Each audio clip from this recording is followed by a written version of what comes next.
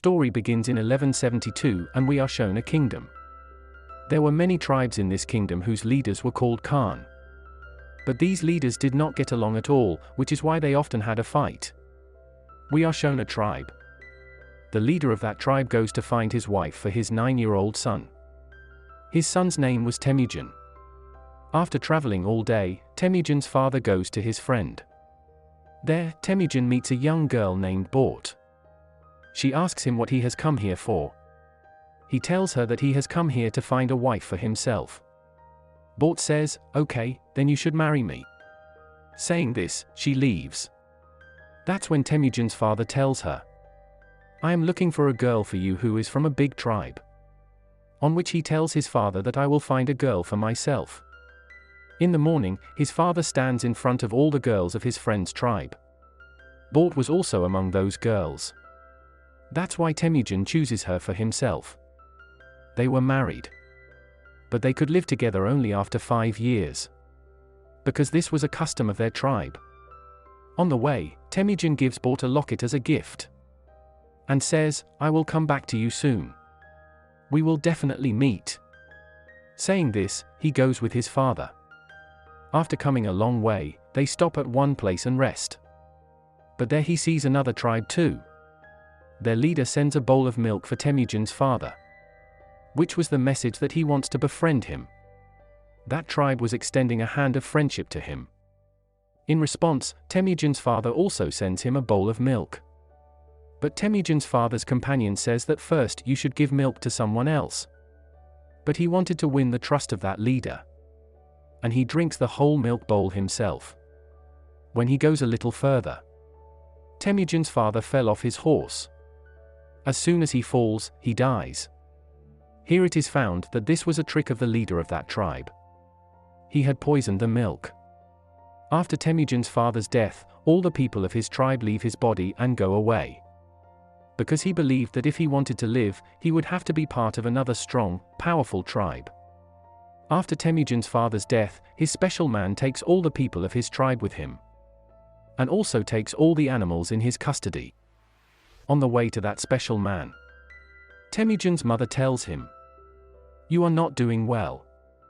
One day, my son will definitely kill you. He will definitely take revenge on you." That man gets scared and thinks that who knows, this child will grow up and kill me. That's why that man decides to kill Temudgin. But this was the custom among the people of his tribe. They did not kill children and women. That's why that man measures the length of Temudgin. He was measuring his length with a wheel. But Temudgin was much smaller than him. That's why he is left as a child. That man goes and tells Temudgin's mother, "I will definitely come to kill him next year." A little time goes by and winters come. Temudgin had no place to hide. Winters had begun. He remembers his father's words that our gods are far away in the mountains, who help us in our difficulties. Temudgin decides to go there. But on the way, his foot had come to the frozen water. And he falls into the water. He was about to drown. Then a child comes there, saves him from the water and takes him with him. Temudgin thanks him for saving his life. There was also a younger brother of that child. Both brothers together cut their hands in the milk bowl and mix the blood. And say, "Drink it, after which you will become our brother." Temudgin drinks that milk. They had now become 3 brothers. The next morning, that man also comes looking for him. Who was his father's companion? He had a special man. He finds Temudgin. He brings him with him. He brings him and measures his length again. Temudgin was still small. That man decides that he will keep Temudgin as a prisoner. Until he grows up, he puts a wooden flag around his neck and makes him his prisoner. There was also a man in their tribe who fed Temudgin every day and also put medicine on his wounds. Time just keeps passing.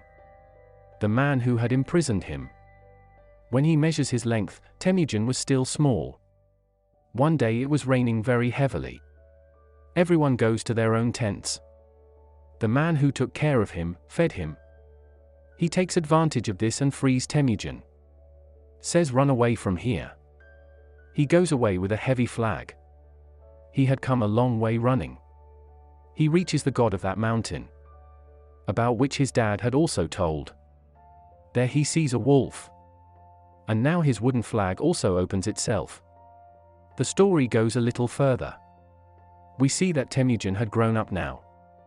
But he was still running from those men, who were his dad's special man, who had been after him since childhood. They were still enemies of his life.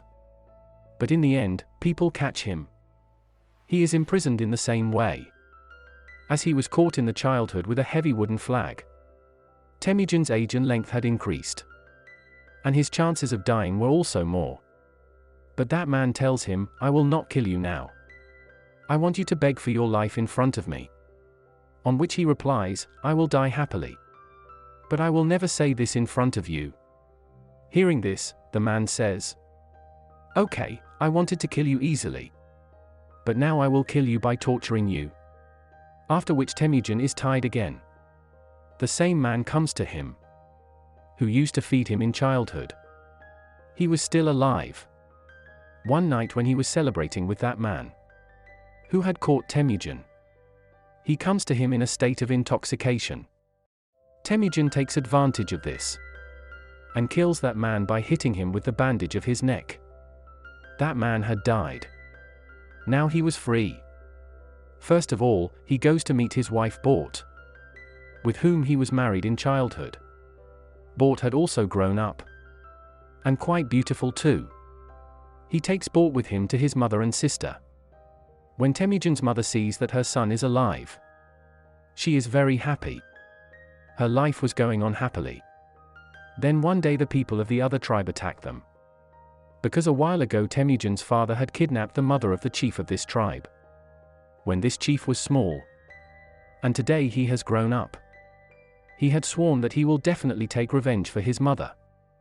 That's why he now kidnaps Temujin's wife and takes her with him. Now because Temujin was not alone to face them.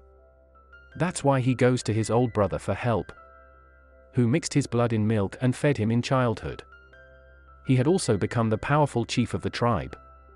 When Temujin tells him about his wife, then he says that we need a year to fight that tribe, because they are very powerful, and we have to strengthen our people. Similarly, days, months and then a year pass.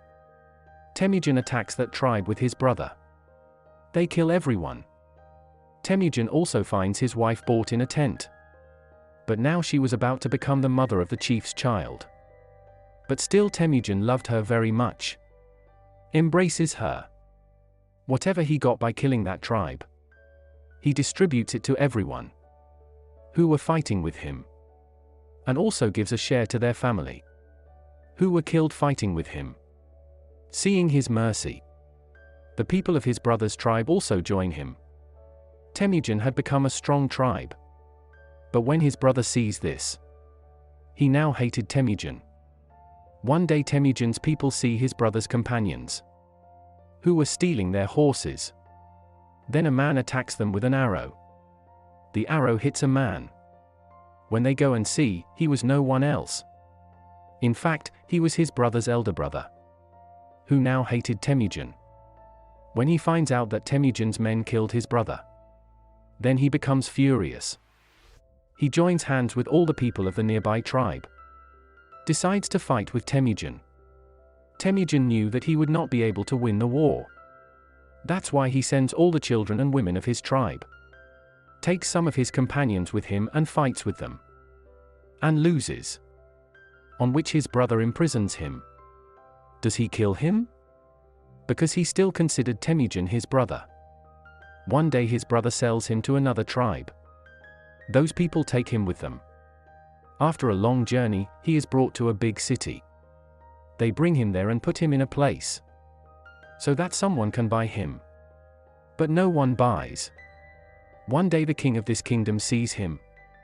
He buys him and locks him in a cage, which was in the middle of the city, so that people make fun of him and vent their anger on him. That was the only place he made fun of. He was ashamed of his people's behavior and apologized to Temujin. He tells that man that you have to do one thing for me. Send a locket to my wife. I promise you, I will never harm your city or the people here. Now that old man goes in search of his wife. Many days, while walking, that old man died of unconsciousness due to the heat of the desert. But fortunately, he reaches the locket board, which Temujin had given him in childhood, from which he came to know that Temujin is still alive. After knowing this, she reaches the city in search of Temujin. And there she bribes a soldier and frees Temujin. He sees that he had a son and a younger daughter. Their family was now complete. Everyone was very happy. But one day Temujin's wife says that all the chiefs are like this. They kill each other. Temujin thinks a lot about this and leaves his family. He decides that he will gather all the tribes and make a Mongol kingdom. He had made this decision. And in any case, all the tribes have to be gathered. He made 3 rules.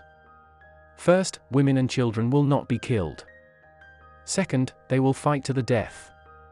And the last one was that no one will deceive their chief. In 1196, we are shown what Temujin had thought. He had made an army of his own. But there was only one obstacle in becoming his king. That was his brother. His brother also had a very big army. Both now reached a fight with their own army. Temujin did not want to fight with his brother. But his brother suddenly attacks. There is a very big war. But Temujin won this war. He had captured all his brother's people. He does not kill them, but includes them in his army, which had now become a very big army. Temujin goes to his brother and says, "We will not get anything by fighting. We will be killed in our own kingdom." His brother says, "If I were in your place, I would have killed the captured army." His and Temujin's thinking was very different. He lost everything because of his thinking, while Temujin got everything because of his thinking. After which Temujin forgives his brother and leaves. Later we are shown the scene of 1206. Temujin had become the king of his kingdom Mongolia.